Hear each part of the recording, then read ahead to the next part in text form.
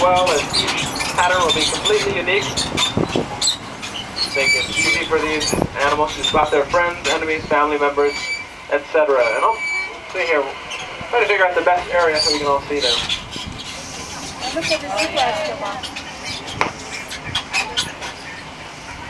I'll pull around slowly here. Now these Grevy zebras are the largest subspecies of zebras. They have the thinnest striping patterns. They are also the most endangered.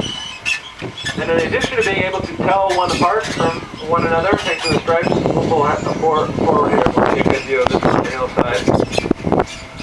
Zebras are also really good at confusing predators by forming very closely knit circles, stirring up a lot of commotion. Those stripes blend together very nicely, making it very hard to pick up one individual from the rest of the group. Now look down the hillside here on the grass. You'll see lots of gemsbok, the lavender animals with the two straight horns. Look directly between the two trees. Sitting there out in the open is a young baby. Light in color, almost tan. Much different from the rest of the herd. And like I said before, it just helps the animal blend in.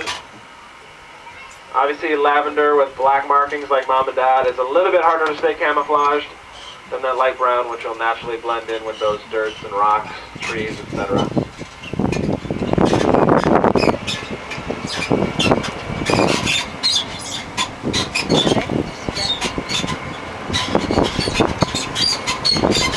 Alright, we're starting to head back into familiar territory here. We're just going to be seeing things from a different angle. So if you look down the hillside, you'll see some of those Cape buffalo resting in the shade, flapping their ears.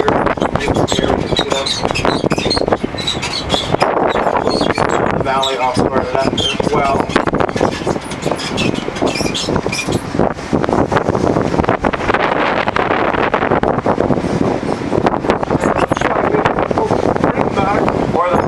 Off to our left here as we pull around. Some shifts very close to us off to the left. The tan and white animals with the black stripe across their side. That is their racing stripe. As these animals are very small, very bite-sized, and therefore they will attract a lot of predators. So one of the ways they stay alive is by being very fast, hence their racing stripe. Also, you're going to notice they're sticking together. Springboks don't want to be wandering around by themselves. That they are taking full advantage of their group safety. Look to the left, we'll have a couple of different species. We'll see lots of tan antelope with some very curly horns. These are Patterson's elands. They're all grazing together on the hillside. You'll notice lots of youngsters. And one of the really cool things about this species is you'll notice the mothers can be quite large, and because of that they can actually watch over a bunch of youngsters on a given day, establishing their own version of nursery school. And one of the ways they stay cool on warm days like today, you'll notice, especially on the adults, a loose flap of skin hanging off their neck. Looks like a hairy Adam's apple. That is called a dewlap. And it's in effect the same as the large ears on an elephant or a Cape buffalo, like their own personal radiator.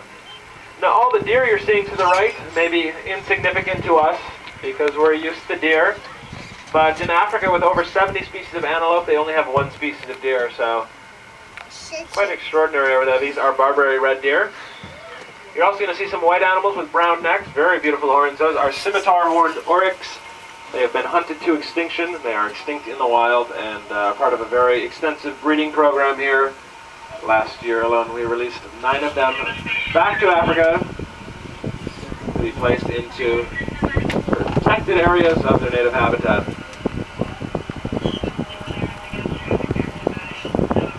To the left you will see some ostrich eggs right where the dirt meets the grass. We've got about 3 or 4 of them. And because we don't have any males here, those eggs will not hatch. They are unfertilized. But even so, they will not break. And that is because a female ostrich will weigh 250, sometimes even 300 pounds. That much weight sitting on fragile eggs would be a disaster. So they are very strong to withhold their mother's weight during about the 40-day incubation period. And the reason we don't have any males here right now, I think, is lots of ostriches in Africa, lots of them in the United States, thanks to the farm recently. And we're going to introduce them. They male probably has more ostrich to deal with. More springboks to the left, kind of a last view of this enclosure, at least for now. More than enough, I think come back and make another tour later on. The pass is good all day long, so if you're around and have fun out here, definitely swing by again and see what the animals are up to as they're known to shift behaviors throughout the day. And it looks like the black rhino is still in the same place where she was before, just in front of that second tree, lying down, resting. Now, one thing we did get a chance to see a lot of today is babies. We saw a good fair share of them, and that is because we are a breeding facility. And a lot of these animals are being bred to be released back into the wild, to these protected areas. And many animals you're seeing here today are quite endangered. And that is the case of the southern white rhino. We saw a couple of them earlier. We're going to see some more as we come on back here, right where the dirt meets the grass. See about 4 of them. Also, been a tough time for them to get back in the water. It's not the fallout during the ride. And the southern white rhinos resting on the hillside are one of our signature species here at the park.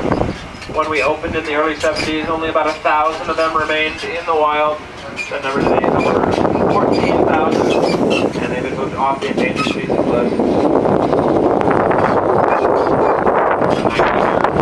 And we actually learned that females become best friends. When we opened, when we had a male and a female, we weren't getting any babies. We didn't know why. It wasn't until we released the females, and those females were able to bond up. So that's when we started seeing young ones. Lots of birds off to the right, including some very beautiful East African crown cranes. You'll see the blue, white, red birds with the gold crowns on their head. Looking up the hillside too, you'll also see lots of giraffes. Got a whole bunch of them throughout this hillside. This is about 65, 70 acres of land. And look, just off to the right here, we're going to be awfully close to a couple more southern white rhinos, 2 more best friends. Just off to our right. So it's far. Get a good look at those beautiful horns, which they are known for.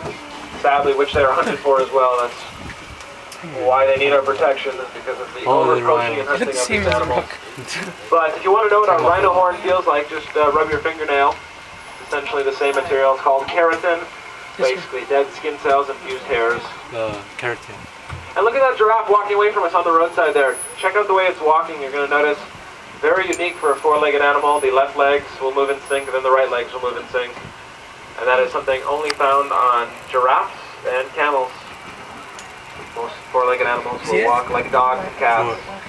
And all these other animals, alternating legs. And beyond them, you're going to see some more antelope. We have Nile lechwe out there, wildebeest, the fossil waterbuck, many, many more.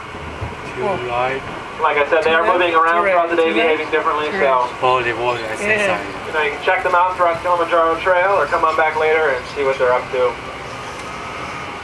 I would like to thank you all for coming out to the park today. You've seen a lot of what we're doing here, but there's a lot of stuff that's going on around the world that we're working on as well. And hold on one second. Take a look to the left. This tree that you're looking at with the very long thorns, that's an acacia tree, and that's what a giraffe has to eat. So you'll understand with one look why those long tongues are so beneficial.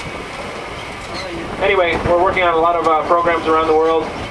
Having animals like the California condor, southern white rhino, many, many more. And without your support, those programs wouldn't be possible, as we are a non-profit organization. And we thrive off guests like you. So thank you very, very much for coming out to the park today. Take a look to your right. You will see Izu, our beautiful male lion, at the top of the car. I can't stop here, but if you want to check him out, head up to Lion Camp. The male lion. Beautiful view of him. The lion on the car. As well as 2 females and 7 cubs. We've got all 10 of our lions out today, and they are an absolute joy to watch. So I think they can jump over. No. Yeah. And we are back at Simba Station. Far, I hope you enjoyed your journey into Africa today. It was certainly my pleasure being your tour guide. If you do have any questions for me about what you saw or about anything else, don't hesitate to ask. My name again is Matt, and I will be at the front of the vehicle on your way out. Thanks again for joining us, folks, and please enjoy the rest of your day here at San Diego Wild Animal Park.